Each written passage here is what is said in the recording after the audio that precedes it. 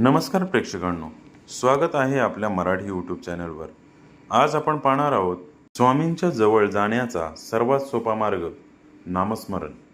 पहिला, आपलं मी पण विसरणं। नामाच्या जपाने मनातली माझं ही भावना कमी होते आणि आपोआप आपण स्वामींच्या चरणी नतमस्तक होतो।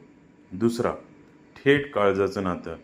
स्वामींशी सरळ मनापासून आणि थेट जोडलं जाण्याचा, त्यांच्याशी बोलण्याचा हा सर्वात जवळचा आणि सोपा रस्ता आहे।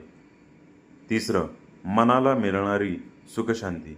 दिवसभराच्या गडबडीत मन खूप थकतं आणि अस्वस्थ होतं।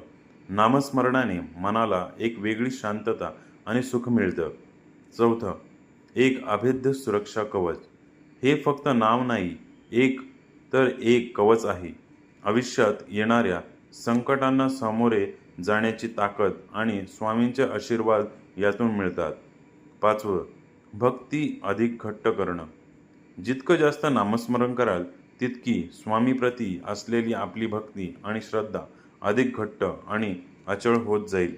अशाच नवनवीन माहितीसाठी आपल्या चॅनलला लाईक, सबस्क्राईब, शेअर आणि कमेंट्स करायला नक्की विसरू नका। धन्यवाद।